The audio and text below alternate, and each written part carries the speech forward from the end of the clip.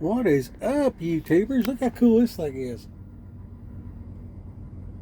You can't hardly see it in the daytime. At night, that thing looks cool. We're over here in Texas. Let's see what the Texicans like.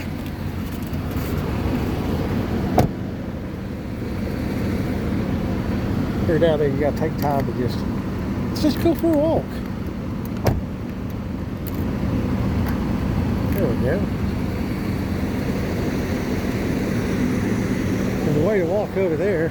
We might circle back around. Circle back to it.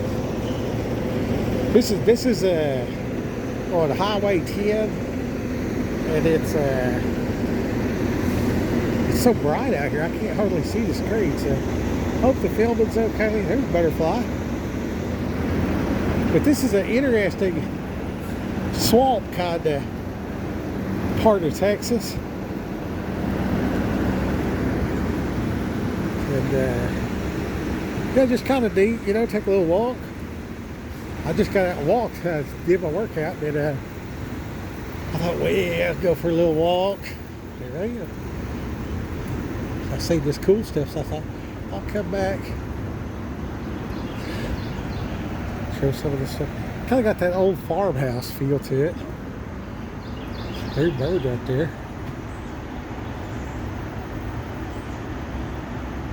So notice this stuff is pretty substantial metal. All this is solid metal. It's none of this. Even that gutter, look how solid that gutter is. This is designed to withstand the hurricanes. And they sure enough get some hurricanes out here. Here you got your restrooms and all that. And I see these little old deals to read. And I thought, hey, I know how to read. I know how to read. This is a great place for some guerrilla gardening as well. The moisture content. It's swampy though. So here's this thing. We got curious critters. We got the green tree frog. The copperhead, you gotta watch out for that. They got extremely good camouflage. You gotta watch out for them. See, that's his head right there. See how his head blends into himself? Man, them suckers get up against them trees, you can't hardly see them. Coral snake, I've never seen one of them in the wild. Of course, you got your raccoon and your armadillo. You'll see them everywhere. You'll catch them at night. That's pretty cool. Let's see if we can get a white. Yeah. So we got some decent foliage, some overhead. And some good picnic table. They got the barbecue pit over there. That's pretty cool. Got the little barbecue thing, so that's real neat. But the other part that I wanted to see is this deal over here.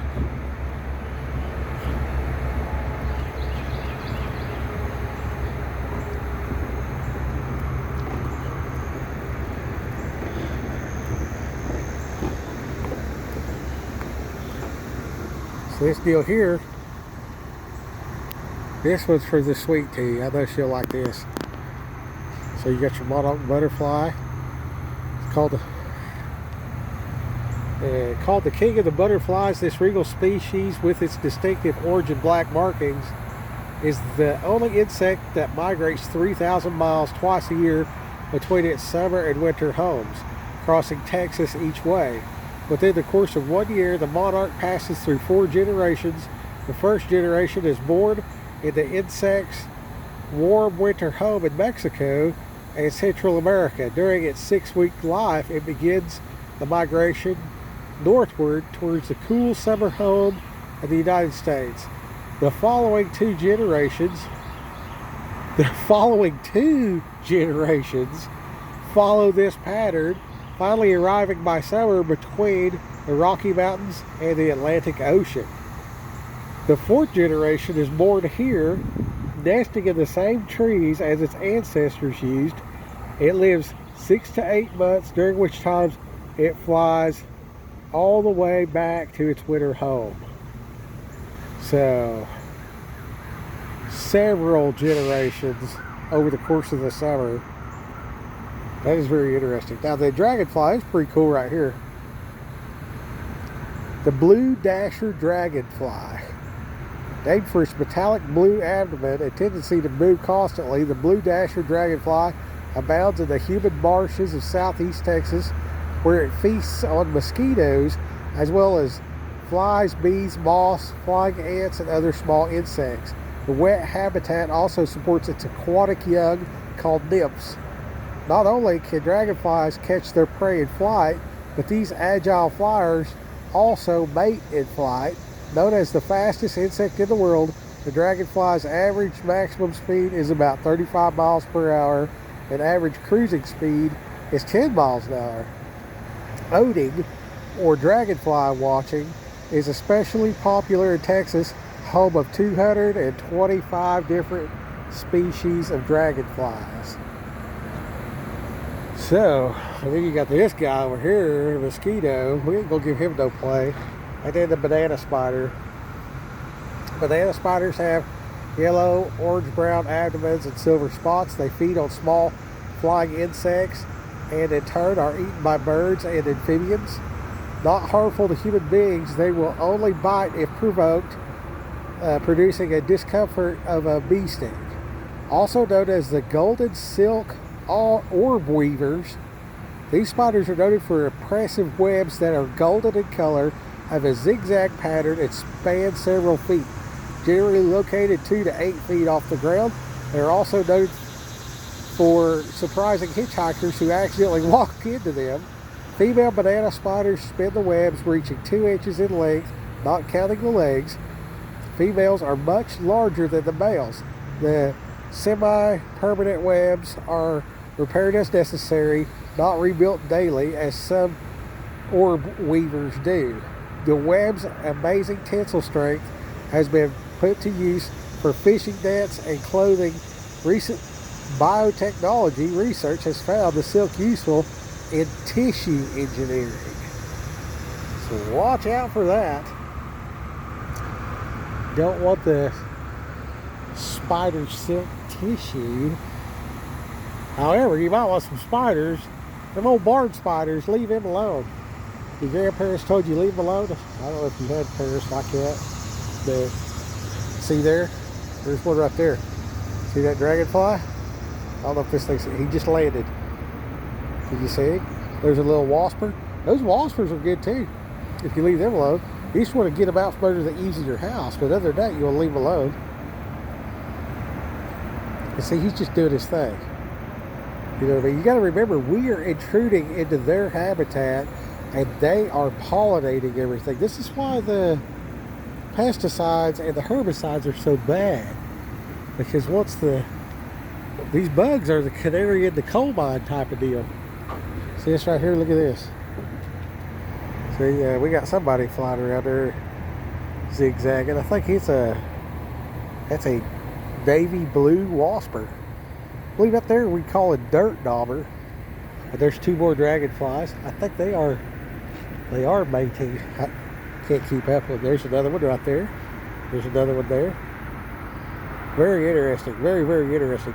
Nature is so much cooler than the man-made stuff. But as you can see, like right over there is the parking lot and everything. You know what I mean? So, hey, there's room for everybody, right? And I guess we can go look inside here. We'll just walk to the other side and look. I don't even want to go in there. Oh, it opens by itself, I guess. There's your stink pot. If you smoke, knock it off. It ain't no good for you. See? I got stuff in here. Oh, it's nice and cool in here too. It was hot outside. So this is pretty cool.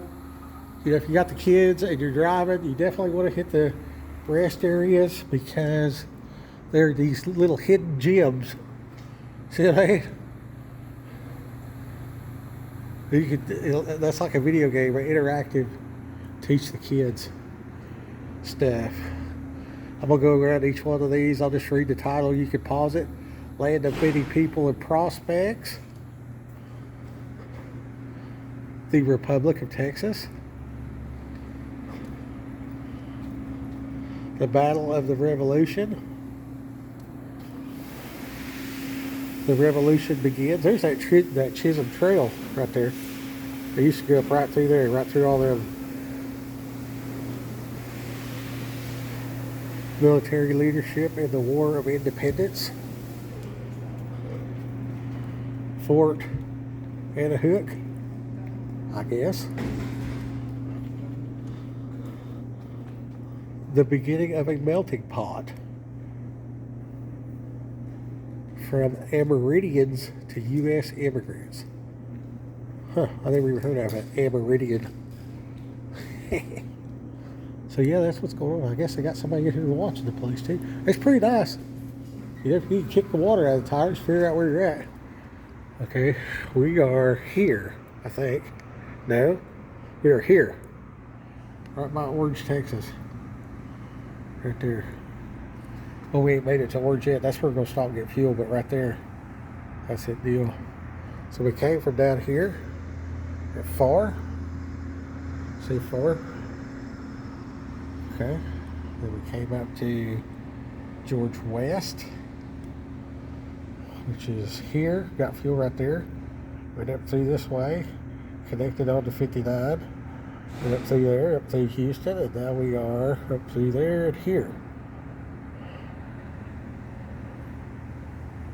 And then, you know, you can see even here. See this? How it changes. That's basically, I call that the tree line. And over here it's like scrubby, and out here it's like it ain't hardly nothing. But right down here, there is a place. It's not on this map. It's called it's Toyah. Toyah. It's right here in this area somewhere. There's your Fort Davis, but right here, man, this section right here, that is where if you want to go see the stars, that's the place to be, for sure. Oh, there's the map thingy. Yeah, Piney Woods. It calls it Piney Woods. It's really just the trees there. This is your tree line. This area right here, we're trying to ride out the apocalypse. You see how the water is? See how there's water? Okay, that water, there's Arkansas right here. It's a little bit of Louisiana. So this section right here, actually you want to start about right here. Probably from here, cut it off there, over here, and then up. Then go up, then connect back about Joplin, Missouri. Go straight up. Go straight up here, and then level off about Joplin, Missouri. That's where you want to be in the apocalypse. It's the best place in the country to be. So that's pretty cool. Glad I came in here.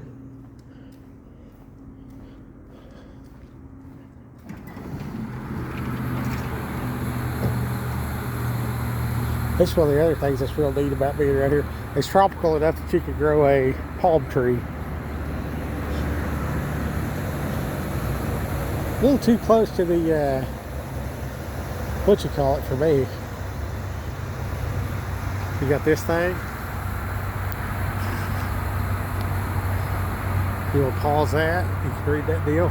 James Taylor White, veteran of the war, 1812. Migrated to this area from Louisiana in 1828 as a rancher. He devoted one of the largest herds of longhorn cattle in the southeast Texas on White's Ranch in June 1832. Area colonists signed the Turtle Bayou Resolutions, written to protest the action of Captain Juan Davis Bradburn, commander of the Mexican troops of Antioch. The resolutions were an early sign of the growing dissatisfaction with the Mexican government policies, which limited the rights of the colonists. 4 years later, during the Texas Revolution, White provided aid and shelter for the settlers fleeing the advancing Mexican forces under General Santa Anna. He also helped the Republic of Texas by supplying cattle for the Texas Army. Following the Revolution, White began driving his cattle overland to markets in New Orleans. His early cattle drives utilizing sections of the Opelousas Trail preceded development of post-Civil War routes, including Dodge City and Chisholm Trails. White died in 1852 and was buried near his home, 200 yards south. His cattle branded with the crossed W, inherited from his father in 1806, is still used by members of the White family. Huh. I wonder if they're related to Al White, my neighbor. That's funny. I live next to the White House because Al White lives there. They got a place over there. Everybody thought it was racist or whatever. It's called White Settlement, Texas. And that was actually one of the places that was agreed upon between the Indians and the Germans. And that church over there at Gloria Zion, they did a reconciliation with the tribes. And they declared the preacher man over there, I think he's about a quarter Choctaw. He's about like me, really, to be honest with you. And as far as stature to look at him, and they declared him some kind of spiritual war chief of all the tribes of the current United States. So that was real cool. And they came down from all the way from Alaska. Like they were sitting there, you know how people tell them fishing stories? Well, these people came from Alaska, and they had drone footage where they went out there with 2 little kayaks, and they freaking caught a whale, man. And they was bringing it back. I was like, wow, that's really something. Everybody's got a story about catching fish. These Inuits, or whatever they was, they went out and caught a whale. And did like the whole church.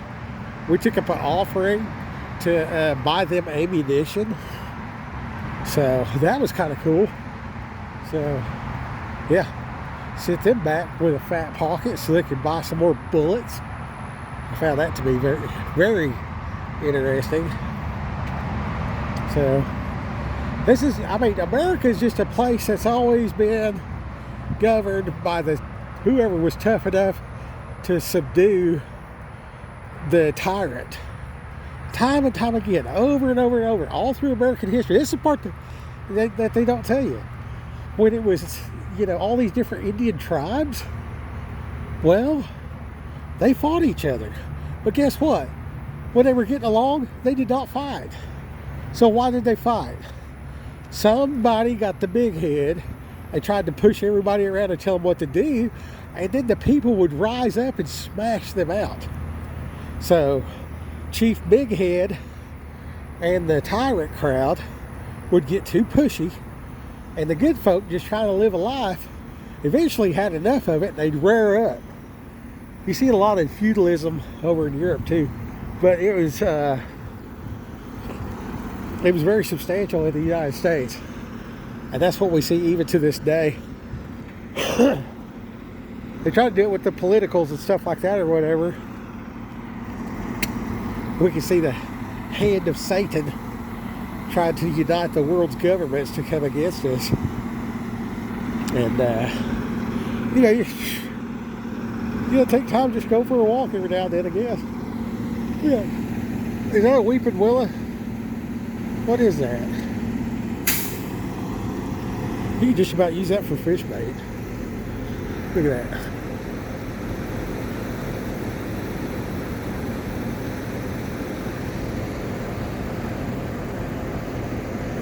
Yeah, this would be a good spot. You like to see how this is kind of high ground. People walk around looking. If you go around the other side of that truck right there, yeah, if you walk 5 foot out in the bushes, nobody know you was there. Plant you an apple tree. Muy bueno. What do we have here?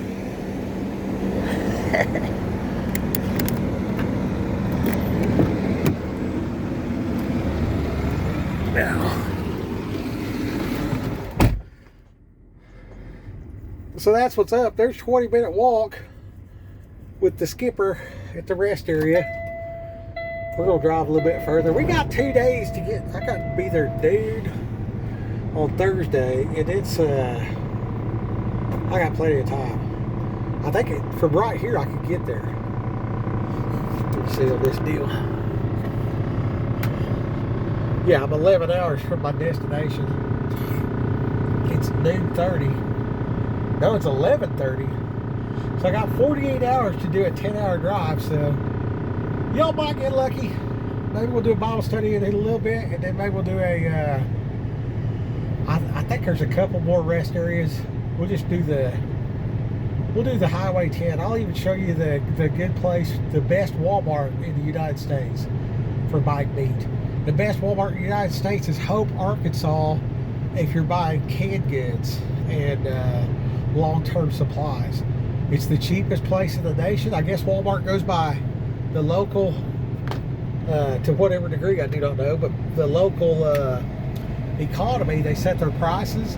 So Hope, Arkansas is the cheapest. Like if you're going to get, that's the last place in America you can get a can of corn for 40 cents.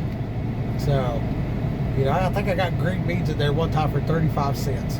You know, so that's like $1 for 3 cans of beans, and they don't have tax on the food. So that's real good. If you're a truck driver more than 75 miles away from home, you can write off your food as a road expense, unless you're a W-2 driver. In that case, you just, you know, flat rate per diem, which works out even better actually. So that's the, you know, that's the deal. We're gonna say Raquel, go get them, and yeah, read your Bible. Try to stay alive. Staying alive, staying alive.